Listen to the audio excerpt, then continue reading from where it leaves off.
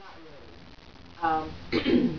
I did want to talk a little bit about who NajahFace was, who she is, and just give people a little bit of history of what NajahFace embodied and kind of progression to where she is now or I am now.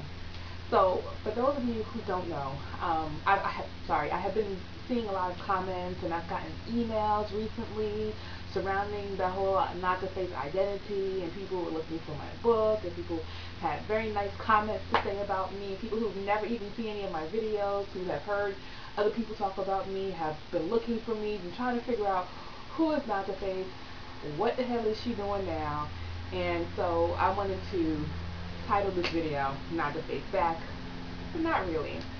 So NajahFace, for those of you that don't know, I'm NajahFace. I used to have a channel on YouTube that primarily talked about hair and how that encompassed identity and etc. And I'll go into the etc. a little bit later. I started that channel in 2006 because I wanted to talk about my hair process. When I had arrived on the YouTube scene, I had been looking for people who were talking about hair, but there was none. I mean, there were internet sites like naturality.com and Motown Girl who had wealth of information about products to use and things like that that make your hair better. And by looking at those sites, I had arrived at a place where I felt like my hair was doing 100 times better than what it used to be at different times. So I was looking, YouTube was the next step because I actually went to see hair and people using hair and treating their hair well and giving me hints and tips and all these things. There was nobody on YouTube in 2006 talking about hair. So after much thinking about it, I wanted to document my own hair journey, and my YouTube was just for me. It was just have a video diary of what I've done, what I was doing, and actually I was talking to people out there who were willing to listen, but in reality I wanted to document my hair journey, what worked, what didn't work. So in doing that, like I said, I had a lot of people who really liked what I was doing, liked what I was saying, who really could identify. At the time, there was nobody else doing it. I would say that I was on YouTube for maybe about 6 months to a year, and nobody else was talking about their hair journey, their hair process. And I was the one who encouraged other sisters to talk about their hair. I didn't want to be the only one. I didn't want to be the end all be all on what was good and what was not good. And so I encouraged other sisters who liked what I had to say to also post videos and tell people about their experience going natural, etc. So in essence, I was the first person, I was the catalyst for all the hair videos that you see right now on YouTube. So whether or not you know it, I started that legacy. I mean, the history, the whole YouTube hair phenomenon that's on YouTube right now. And pat myself on the back because a lot of you guys are learning a lot of information based on what I started. Um, and so from that point on, from being NajahFace, that channel was used to talk about identity and hair, and it progressed out of hair. I used to do a lot of video. I used to talk about black culture. In case you didn't know, when I talked about black hair, that was about being black. I was talking about black issues. That was talking about black identity and black a lot of things. Black hair, black products, black everything. So my channel was also used as a platform to celebrate black hair, black womanhood, black identity, black everything. And when I got more popular and people started listening to me more, I did product reviews of um, black-owned product companies, and I did that willingly, free, and I didn't have a problem with it. From that point on, I did a book called Mixed Up, and doing a lot of hair, compiling a lot of natural hair recipes. So um, NajahFace evolved. Toward the end, I started to see that there was a need for me to evolve. I really didn't think so much of what I had done was centered around hair, and so much of the subscribers that I had accumulated was based on my hair videos, me talking about hair, me doing all that stuff that would require somebody to connect with me. Most of the I used to get messages behind the scenes, and it was more messages about how can I get my hair to grow, which I was never about because my hair never grew past my ears. How can I reconstitute my edges because they're all gone? How can I, what natural hair salon do you recommend? What styles do you recommend for this length of hair, this length of hair? And it all became redundant. I felt like at the point there were so many other YouTube videos, YouTube natural hair listas who could provide you styling and all these things. If you've never seen one of my videos, I never styled my hair. I mean, the only style that I ever had was a beautiful afro, which I shaped. And I cut my hair off on one side and all these other things. But I never really styled my hair, and I never used a lot of products, and I didn't really have the most magical question on how to grow your hair. And so I felt like there was a lot of other channels that did that, and that I wasn't, necessary to talk about that. What I did enjoy the most, though, was when people asked me about how do you find love in yourself, how do you get that confidence that you can, back off your family, because the number one thing that the people were concerned about was how would their family feel. Their parents would tell them, or their aunts, or their uncles, or their grandmas would tell them that you would never find a man, you ain't gonna find no job, you ain't gonna do this, you ain't gonna do that, because you ain't gonna have straight hair. And so those were the things that I loved to answer, because I think I would be redundant in my answer because there were different people who were asking me, but I was always willing to help in that area because I know the stigma of being black, being a nappy-headed black person, and I just saw one preview of a film coming out, and I put the link at the bottom of where this one young lady said that if you go out of bed and your hair nappy, it just looks dirty. And I was just like, oh my God. So, like, I know the stigma of coming out and just accepting yourself as a whole human being and not really subscribing to those things. So those were the things that I really wanted to go into. And so I started to do videos circling around a lot of things. I also went through a process where I was eating naturally. I went from using just natural products, so that was the products that I would review, are natural products. I went from just reviewing natural products to actually encompassing that into my lifestyle and eating naturally, between afua and all these other things. And so I started to also dive into a little bit more into politics, looking at documentaries about economics and things like that. And so, disproportionately, I saw that the way that African people or black people were recognized in the world economically was on the bottom rung, and I wanted to know more about that and how I can really break that down and really bring that to the masses. I really didn't think that NajahFace, the channel, was the proper place to do that. There was another channel that I used to be a part of. It was a group channel. It was called Forward Unity, that was started by Neville.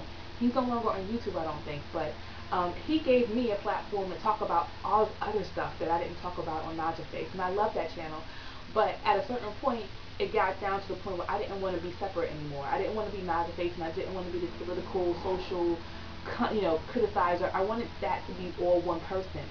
And the things that I talked about on Core Unity were not the things that I could talk about, I didn't feel on NajahFace, because, like I said, the majority of my subscribers were about the hair and really didn't have favorable things to say to me when I kind of versed off something that was totally different. When I talk about monetaries, when I talk about economic situations, when I talk about a whole bunch of other things that really was connected to blackness, but not, hair. And for some people, natural hair does not equate being proud of your blackness. And however that works in your mind, that's how it I just couldn't, and I still can't really see how you can disconnect the two. But eventually, I started, the last one of my favorite videos that I got a lot of reviews on it here on this channel was called Rebel, and it was a collage of pictures to Lauryn Hill's song Rebel.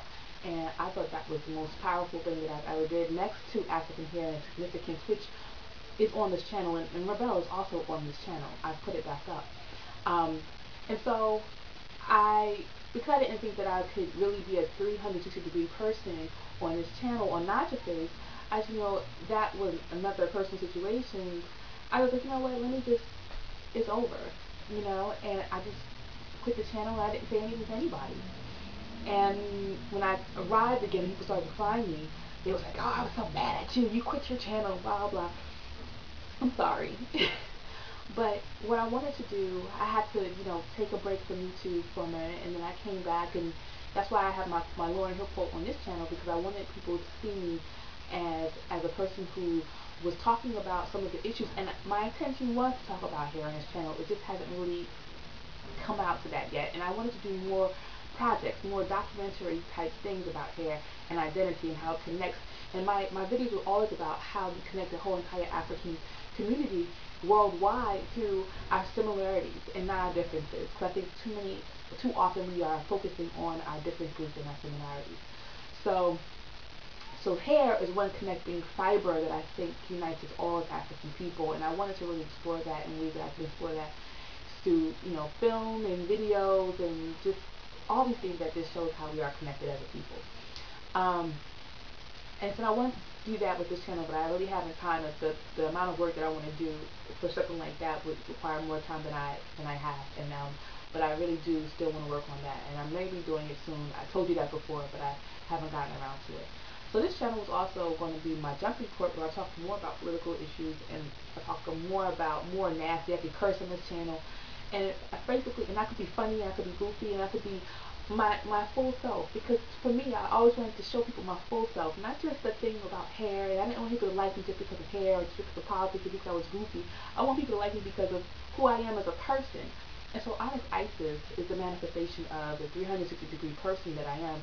And even though I talk more about politics, but politics is what shapes the world. Economic policies are what shapes the world, and identity and unification of African people based on a number of things are some of the things that I am really concerned about, and the work that I do on a normal basis is based around that, and I believe in that wholeheartedly.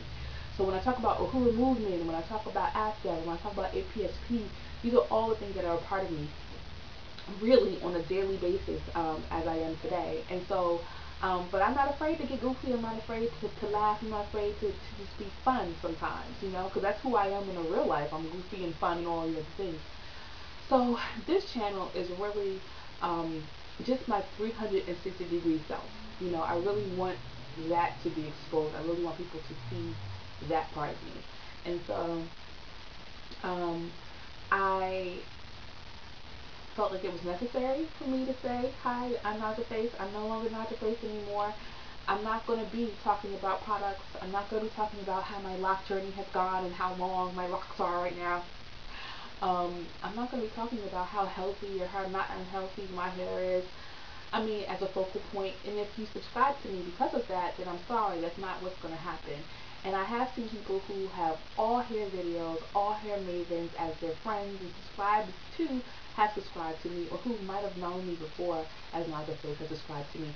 And one of the reasons why I didn't associate NajahFace with this channel, why I didn't ever put out a video on this channel that says NajahFace in the title, is because I don't want people to come to this channel who looking for NajahFace. I want people to look at my videos. I want people to see me and see all the things that I have done and subscribe to me based on the content that I have put out. And so I am ready to, I feel like I'm confident and I have enough videos that really, back up who I am on this channel, to really put out a video now that says NajahFace and really speak to some of the things that I've been doing. And anyway, so that was just my progression from NajahFace to Honest Isis, and I appreciate everybody who had kind words to say. I haven't seen anything negative about me as NajahFace, and I really appreciate the support and love and everything, and the love of what I used to do. And maybe I can help you progress to another point where it's just not hair all the time. And believe me, I still love our hair. I still think that this is the best thing on earth. I think that I own my identity, everything. I still think all the things that I did then. It's just that I'm more than that, now.